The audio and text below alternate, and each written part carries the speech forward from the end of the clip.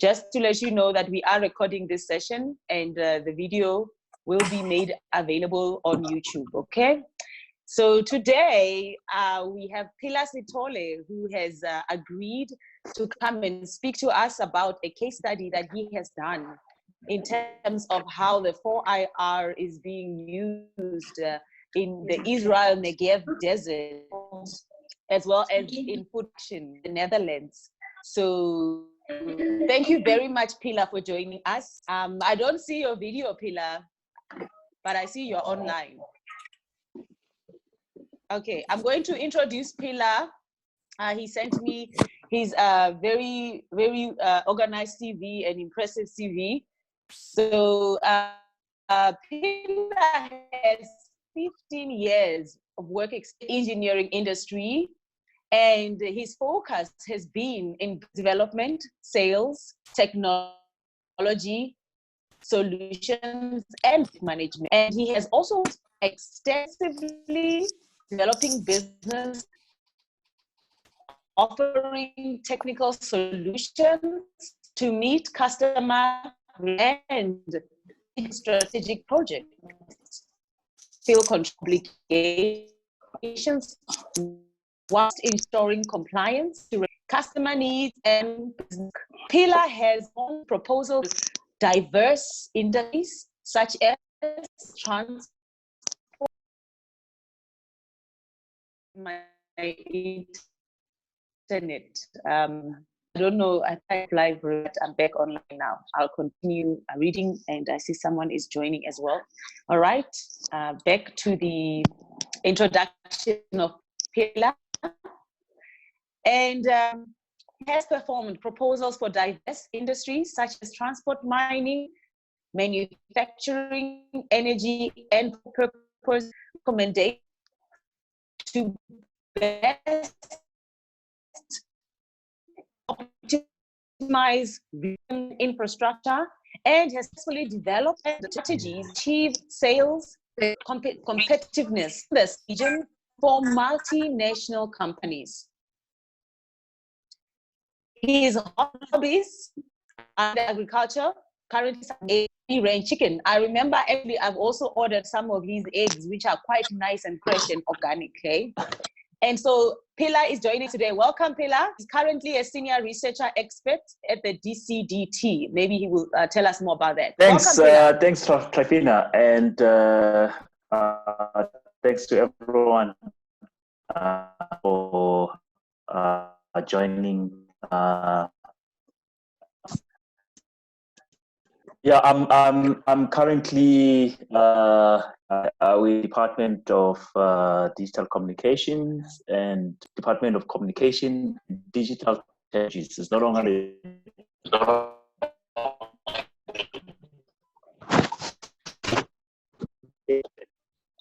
portfolio our research, which is very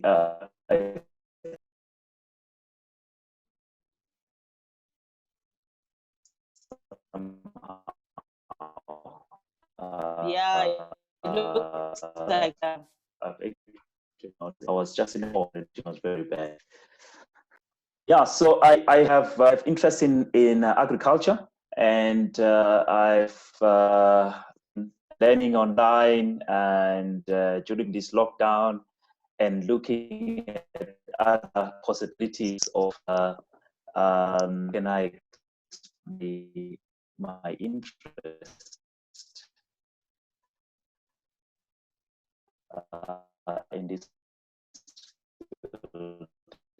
I've attended to the engagement on board. Okay.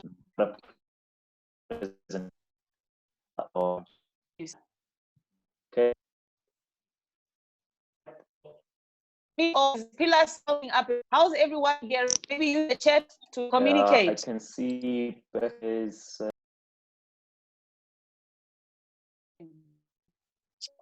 Jeez. Sorry, the internet seems to be a bit unstable.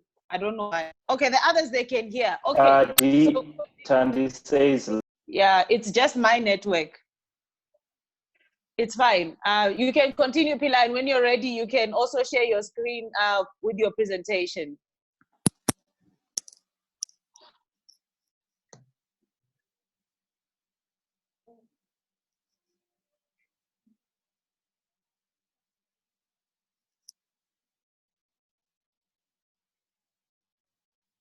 Phila, you are muted.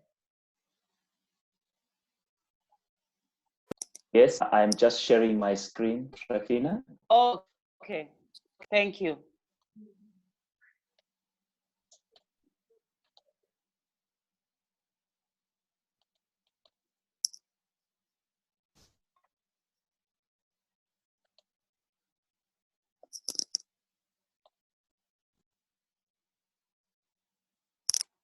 Hey, I can see it. Okay. All right. All right. Thank you. So, Tafina, when you asked me when I was the other time, what topic can I couldn't think any other better topic than IR in agriculture, and looking at the countries like Israel and the Netherlands, have got very fantastic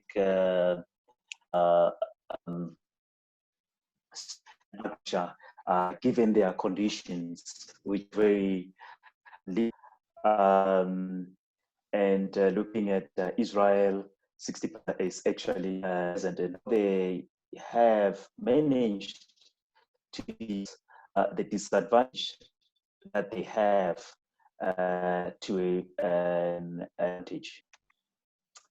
So Israel is it's a country in the Middle East.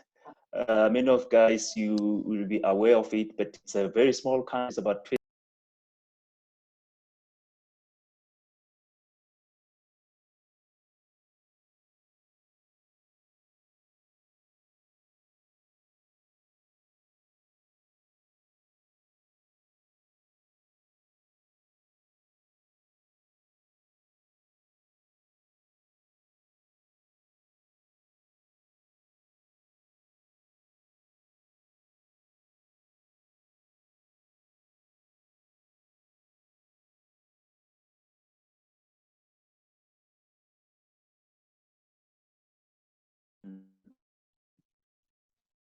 It is actually a dry area. Despite that, they produce 90% of they produce, they export dates, vegetables, they produce fish, net exporter of water, despite that they don't water from the sea.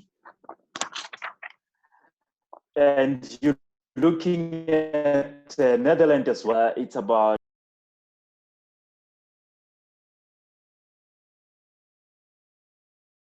limited arable land out of the 50 use. The limited arable land is about it's about 29%. The other one is pastures, that first of the percentages. So, however, Netherlands is the world's second biggest exporter of agriculture. And this is remarkable because when you consider it's the only country that tops Netherlands is the United States, which is 237 times bigger. In South Africa, it's about 26 times bigger than Netherlands. So this is the condition, but it has made very credible strides in the area of agriculture. Just going back now to zoom into agriculture in the Negev desert. So when the Israel got there in Israel, they wanted to live there. The shortage of space is one of the populated areas. There's a lot of urbanization. It's free. It's actually the desert there. But when you're looking, internet says it's unstable. So they are the leader in desalination. Is a technology that uses reverse osmosis to clean water. They are the leader in that in the world. They produce 450 million cubic meters of the Negev desert itself. Underneath the desert is the sea. They have deep wells and they have discovered the water there, but the water underneath is salty. But there's abundance of water. And what they've done with that, they are using the water under the desert for fish farms. They recycle 80% of their water. The country that is next to recycling water is Spain, which is when you compare, it's 8 times than any other country in the world. Despite their conditions, they export water to Jordan. 60% of the water that the farms that they have is produced water. It means that they either get it from the well, or water from the sewage that they UV, and they use it for irrigation. So one of their strengths, what they've done, they need to use the plants that are able to thrive in dry areas, and we plant is the jojoba, which actually better because it oil, but market worldwide right now. And all of these, they produce them from the desert. When you look at the plant that they have, the plants can able to, are they able to withstand high temperatures, and they don't need nutrient-rich soil. So as I'm saying, the desert is sitting on top of the ocean, and they can take this water, filter it, and they are able to water their plants through a technology as well that is attributed to the Israel, which is irrigation. So, doing in terms of research, they wanting to make they've established greenhouses with the site they already have. You know, with the greenhouse, it doesn't matter where you actually are. They have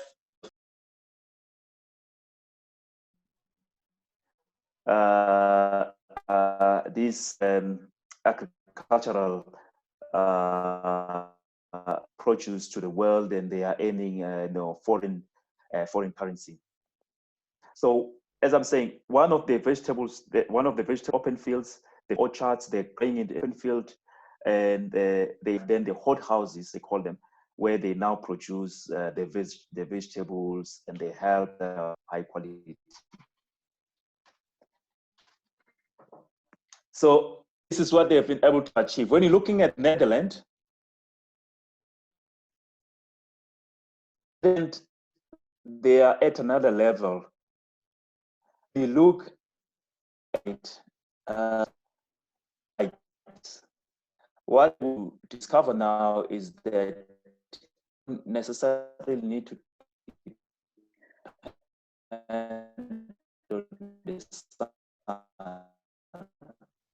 but they can artificially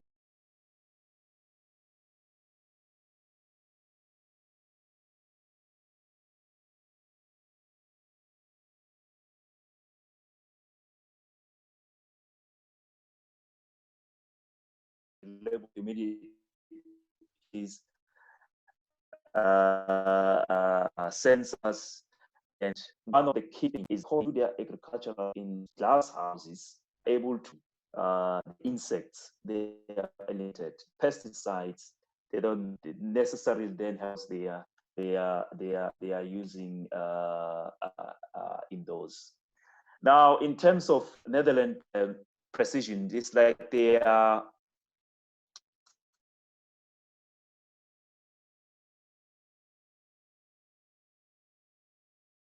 if you don't need the sun, you can now have vertical farming and use LEDs. You can actually use buildings that are abandoned. You don't need to now have an outdoor, even, the greenhouse themselves that are exposed, and even have them close doors. And you can produce in a small area, you can produce a lot of high yield on your vegetables.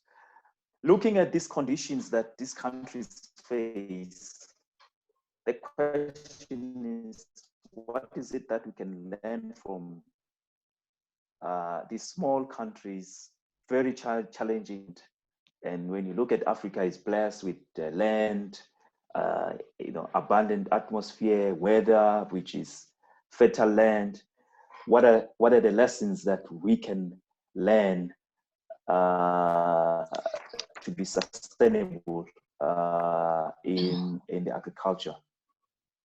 Studies that has been done, and the areas where we need to improve, especially South Africa and Africa in general. There's a need for physical infrastructure. Physical infrastructure, I'm talking about land, access to land, access to structures where people can practice this type of agriculture. However, there is certain places where we cannot say the small land that we have, we cannot be able to do something about it, but we can able to do something about it. When you're looking at ICT infrastructure, which is very key for 4IR and information. For example, now we are on webinar. When we're talking about training, in terms of availability of infrastructure for learning and sharing expertise, and this is a very necessary infrastructure that is key to be able to have an environment which is enabling to have an agriculture that is sustainable. You need skills, expertise in doing this type of farming. You need finance, which is a key stumbling block. Just for example, Europe is funded. The entire European bloc is something called subsidy, which is about $65 billion that they give to their farmers. In Africa, you have to borrow money to be able to have a startup in agriculture, which is too different in terms of competitiveness. They have that support. In terms of data, of course, data is key. Data in terms of being able to be online, being able to share information, which is in a way that is affordable, in terms of using technology to be able to have platforms where we can share expertise, where you can share, you can use technology to do farming. Well, the secret lessons is that they have been able to, for example, Israel have been able to manage their innovation and able to focus on resolving the challenges that they have. For example, making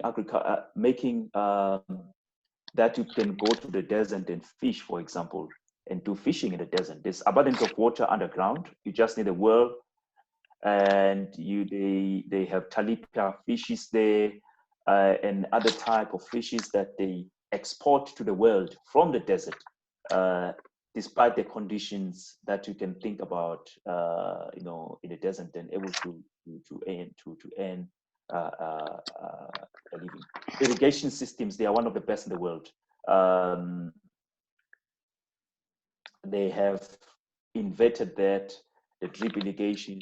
They've invented, they have innovated on water technology, the way they clean it, despite the dry place that you can look, but they were able to turn it around.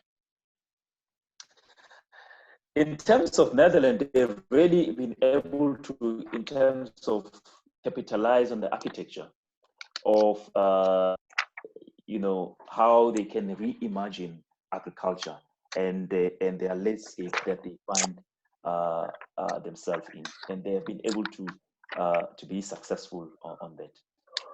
I was able to look in for South Africa, and in terms of the innovation, the startups, companies that are doing something that we have not been, been able to do in the past. There's, aerobics. They are using drones to measure your plants and to be able to even tell you the trees, how are they growing. There's a cooler that links you in terms of supply chain. You have produced, they can link you in terms of supply chain. They've developed an app which link farmers directly to the market. They have, there's also Lindsay, which is a field net system which control your irrigation via the cloud. You don't have to be in your farm, but if you have the infrastructure in place, you can able to do and monitor your, your irrigation, and you can also be able to know exactly of water you need to use, and that reduces. There's also Agri-Sol, which gives you geographic information. All of these ones are startup, but the most exciting one that we all know is the crowdfunding one for animals, where if you even don't have farm, able to own a cow, and it's one technology of how you can actually be do business in agriculture. All right. So that's it. I wanted you guys you go to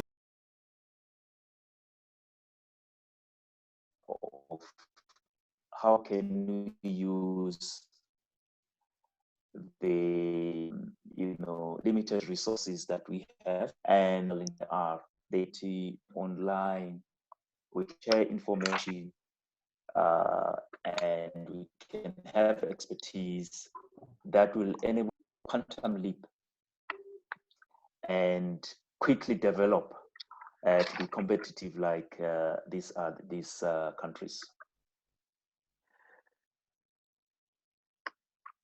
That's it. So I'm going to hand it over to you. Thank you, Phila. Thank you very much, Phila. Today, I've learned so many things that I actually didn't know about before. I had no idea Israel was 50% of the world's jojoba. Wow.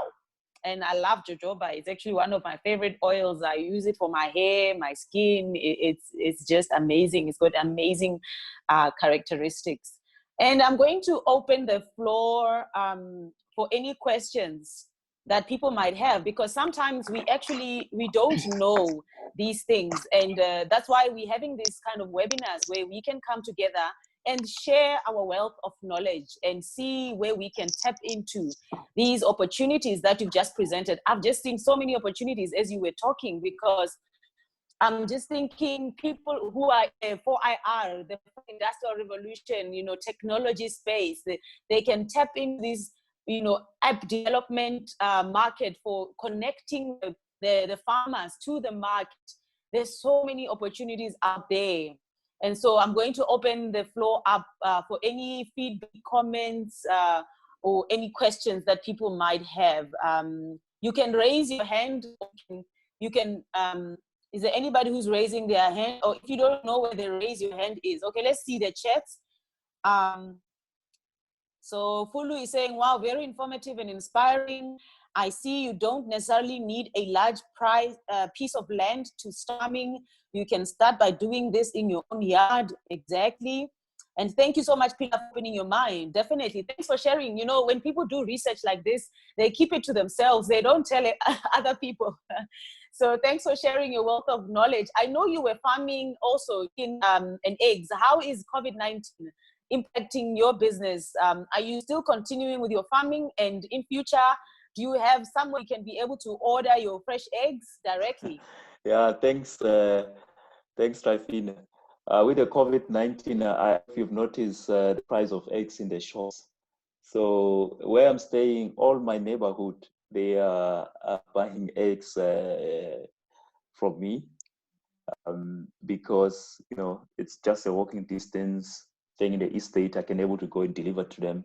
So actually, in terms of how the business doing, it's actually doing well. It's actually one of the seasons where I'm actually running low on stock because buy everything.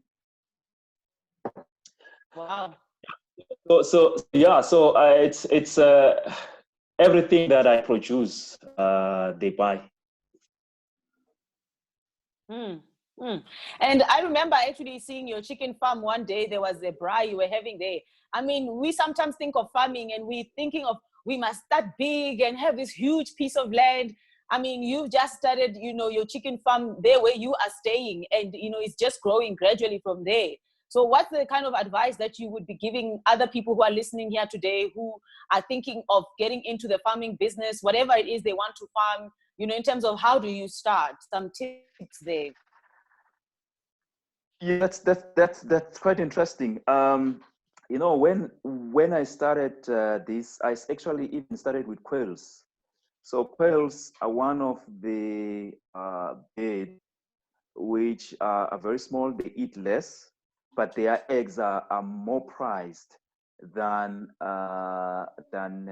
which you know, I started experimenting with, and you know, getting to learn, getting to grow them, and produce the eggs are quite very healthy than the chicken eggs. They have 10 times more, I think, vitamin A than chicken eggs. I decided to move to chickens because, you know, if you are in a community where you know people are not have acquired that taste for for quails, but I know how to produce them.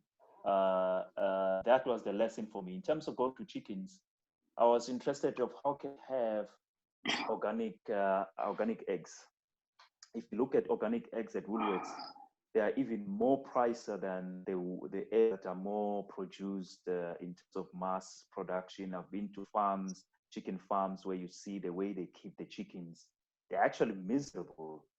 I brought one of my friend who's from also layers, and he came to my place and said, "I think your chicken are much happier than my chickens." And so to me, it was a hobby, and which, as I'm continuing to grow, I can then take it into a massive scale. Thank you for that information. I'm just now trying to get into the panels or the participants' minds in terms of what they could be thinking right now. And what I'm thinking myself is, I can see you didn't study agriculture because you studied electrical engineering, electronics, and you then did an MBA and master's in business. So agriculture wasn't your specialty. So how does one get into that field if they've never experienced, you know, or learned it? And how do they educate? How do we educate ourselves? Where do we even begin? You mentioned some of the hurdles was the lack of the ICT technology for, you know, agriculture, the lack of finance as well. It's the same with construction. When you want to start a development, you need funding, and those are some of the things that hold us back from actually going big into bigger developments. So what would you advise a young and upcoming person who's just in the entry level, the agricultural space, and you obviously using 4IR? You've already told us how Israel is doing it, how the Netherlands are doing it. What are we able to do where we are? Yes, you shared some of the research you've done locally here with the different apps available in different companies. So for us as lay people, what can we do?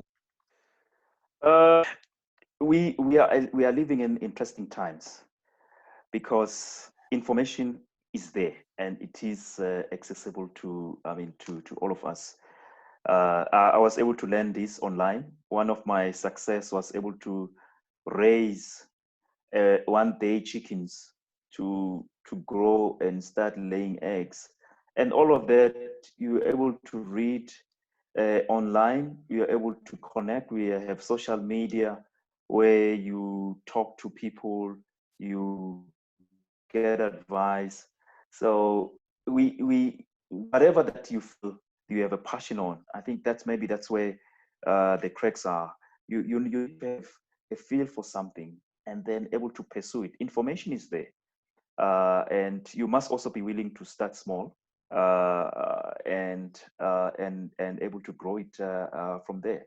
For example, there's no need for us, if you cannot keep a pot plant in your house and let it grow, and you say you want to go and do farming and vegetables, you must start with your pot plant that you have in your hand, able to take care of that and able to learn about them, of how can you make them to not die in our houses.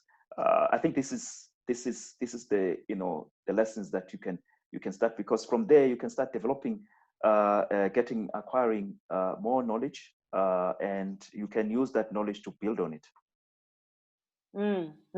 Thank you so much for that. And I've also got another question. You mentioned your neighbors, they coming and buying from you. And I know one of the hurdles also in the agricultural space and farming is access to markets, because you find, those big giants always taking over, with the major retailers. Is that something you've looked at, accessing, the retailers like your Pick n Pay to supply your Woolworths, ShopRite with your eggs? Or how are you targeting your market? It's one thing to grow the chickens, have them lay the eggs. Now you've got the product. How do you then access the market to make sure that you're actually producing something that is being demanded in the market and you actually can be able to sell your product? Yeah. In terms of access to market, you must be willing to do the groundwork that is necessary. In my case, I cannot say that I faced hurdles in terms of accessing the market, but people came to me and demanded, I want 5,000 eggs, a week. So there are those opportunities that come, but you must be able to scale yourself. What is it that you can able to supply? There's a huge demand for local produce product. At this stage, in terms of chickens, there's a lot of people who are doing chicken eggs. As you can see, they're very cheap, and they've been able to do very marvelous work in terms of success, and other people as well. They've been able to take up that business and able to be distributors. So there's in agriculture, there is no barriers in terms of access to market like you will compare to other types of product that you might need to put it in the shelf of Pick n Pay. What is required to be able to do quality products and be reliable, and that's all. And that's the biggest hurdle.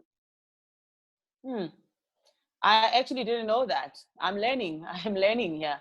Wow, that's good. I see a comment from Betha saying, Betha, your classmate, I understand you both did your MBA together at Gibbs. She's saying, I cannot keep a pot plant alive, but technology is my area. This is such amazing information. LED lights for plants indoors, love it. Thanks so much for sharing, Phila. That's wonderful. Yes, and what Phila mentioned exactly about your passion.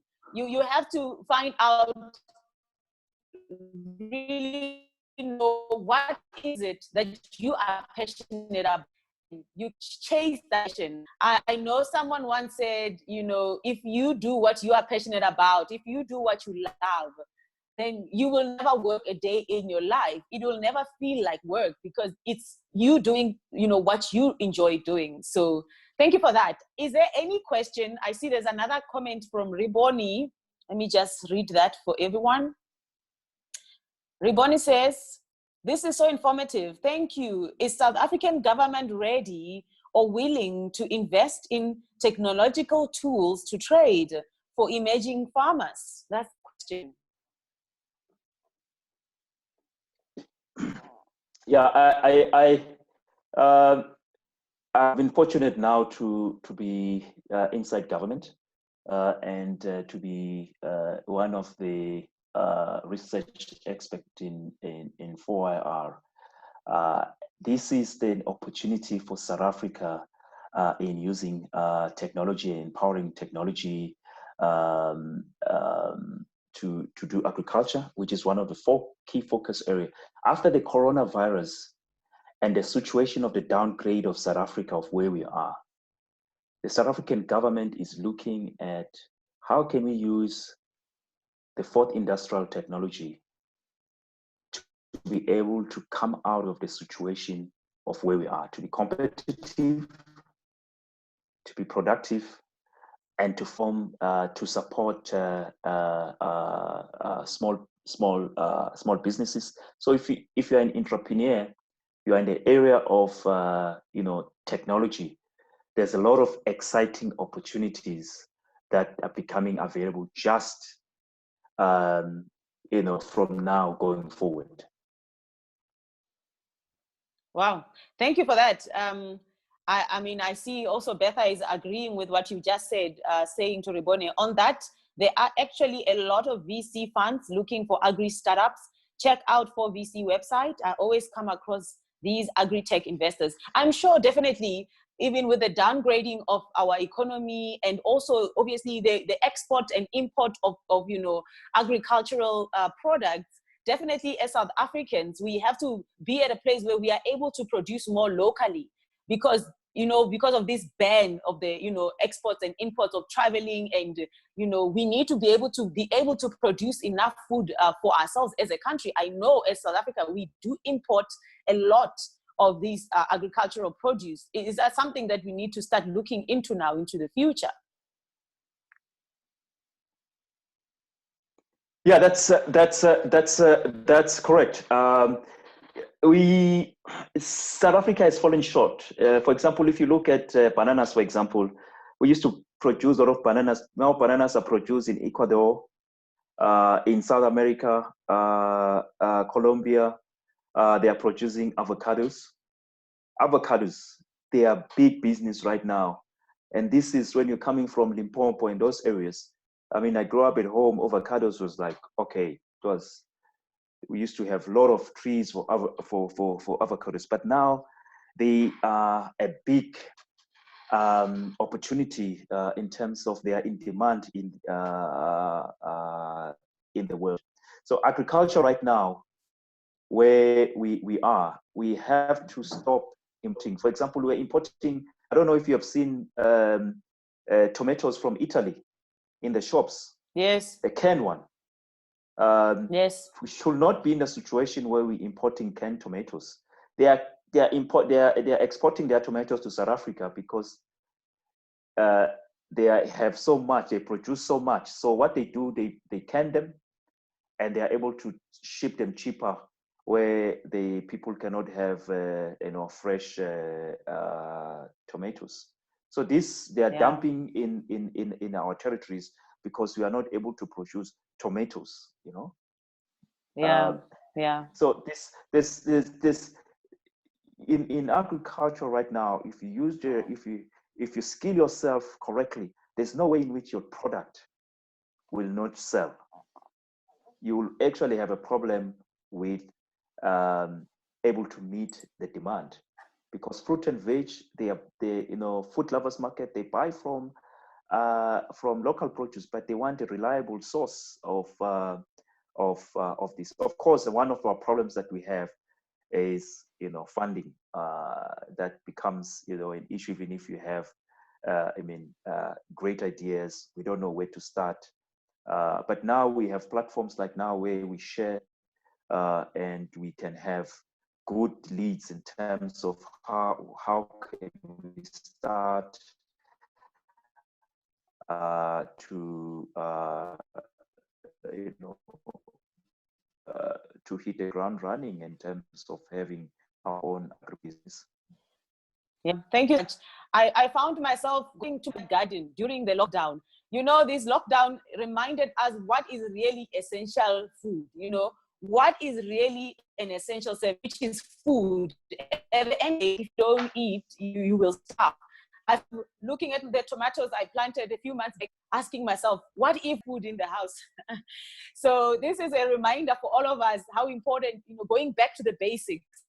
And I've also noticed even now with the level 4, we go to the shops, we are looking for food, and literally you'll find in the fruits and veg section, most of the food is gone. It's literally people have bought food and it's actually not enough. There seems to be a shortage in the supply. And so agriculture is one of the very important sectors for us right now.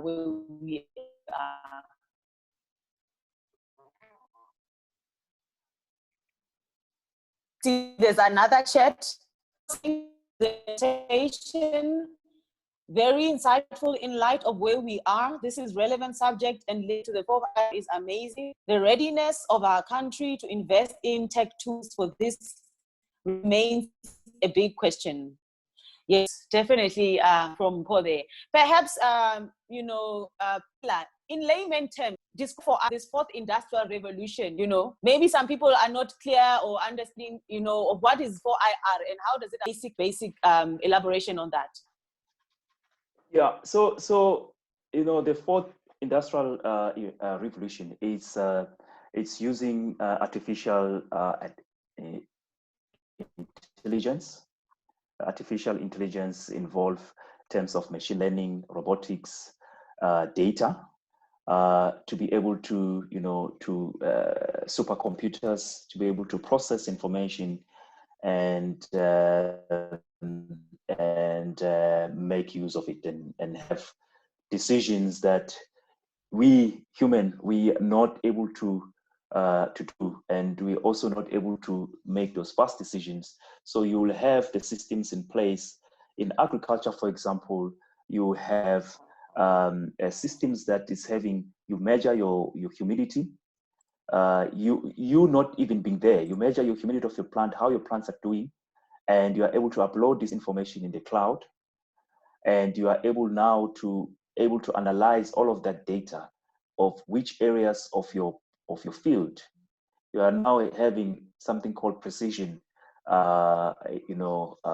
farming, where you know which area of your field needs water, and you are able to irrigate accordingly. You are able to save water, and you are able now to use the data in terms of patterns that you have. You are able to monitor the growth of your plants. You are able to monitor in terms of making accurate predictions of even when you're going to have the yield, because you have accurate data which is at the palm of your hands about your plants, about your yields, about your soil, using technology for that, to be able to sample where to plant what, yeah. Yes. So that's very, very yeah. Continue. Yeah, no. That's really the crux of it. If you can take a picture, for example, I have a smartphone now. I didn't know some of the plants that are here in my yard, so I picture of them. There's artificial intelligence that's able to process the picture of the plant. If you are able to process the picture of the plant, that is artificial intelligence, that's machine learning. It's able to take that picture and classify it properly and say, this is the kind of a plant. This is how you take care of it. And some of the app as well, it can even tell you what disease that plant is having and give you a solution just by taking a photo in your app. in the palm of your hands, you can know why your tomatoes is not growing. So that is AI. To be able to quickly Google information, use supercomputers, calculate, make accurate analysis of the photo within seconds, and able to tell you this is the plant, this is the disease that it's having, this is the solution that you need to have. That is, definitely something that we cannot ignore going into the future, because if we are to, increasingly grow at an accelerating rate, especially if you want to produce more, you want to be more efficient in producing quality plants, that's definitely, technology, artificial intelligence, the fourth industrial revolution, something that cannot be ignored. And I see people are still asking more questions.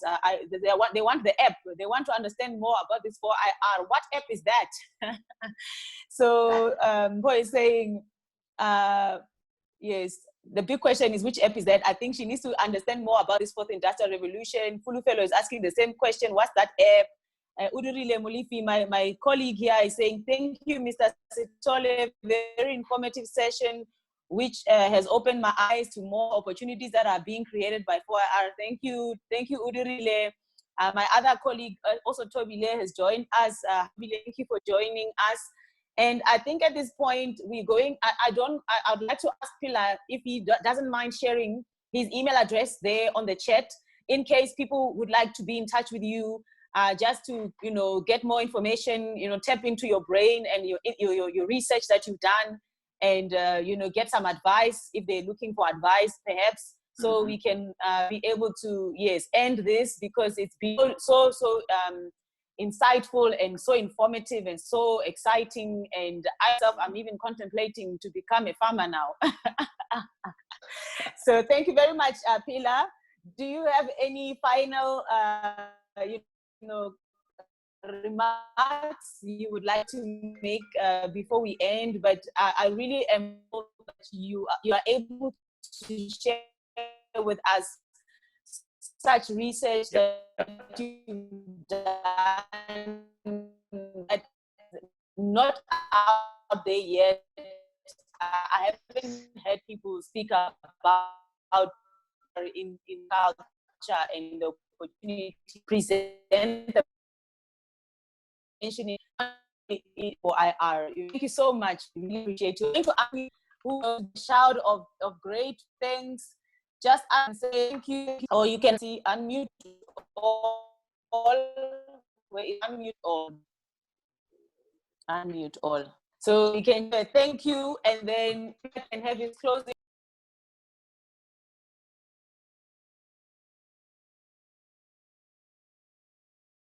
It takes to join for me. Thank you. Thank you so much, Mr. Sithole. Reboni here. And as someone who's actually navigating towards the agri-tech space, I found it very, very much insightful. Thank you. Thank you, everyone, for attending. I forgot to thank the participants as well. Phila has shared the presentation. Awesome. Thank you, Phila. Good. Sure. Okay, Fulu wants us to organize a follow-up session for this agri-business meeting. I think we need to research and have a follow-up meeting with more questions. Thank you for the presentation. We'll ask Phila if is something that he'd like to do, then of course, yeah, why not, right? I think what you've done, Phila, you've just kind of, you've given us information we never had before, we never thought about it before, so all of a sudden it's like light bulbs are going on, what aha moments are going on, so we need this time to process and perhaps have a follow-up session, definitely. Yeah, I think it's a great thing. In the space where I'm in right now, there's gonna be a lot of interaction with stakeholders in government. So I'm in a position to be able to listen what government is thinking and make contribution. And I think being part of this group will be a platform where some of these ideas we can share and talk about, and provide a platform where we can, empower people with information. Right? Definitely. Information is power, and actually the application of that knowledge becomes wisdom.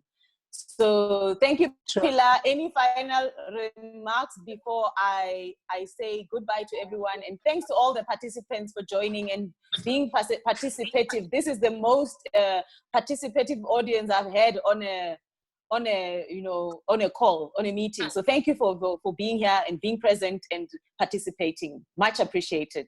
Thanks to you, Trafina. It was a great session. It was all indeed. right. Okay then, everyone. Bye-bye. Yes. Have a Bye. great weekend.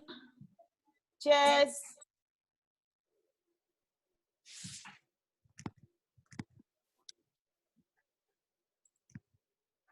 Kati, the session was so nice. Eh? Yeah, it was very good. Thanks for attending, Paul. Much appreciated. No, you're welcome. I'll catch you Thank offline. you. Yes, Thanks, definitely. dear. All right. All right. Bye-bye. Thanks. Thank you. Thanks, everyone. Thanks, everyone. Nice seeing you. Thank you, Sandy. Thank you for coming. Amazing. It's great.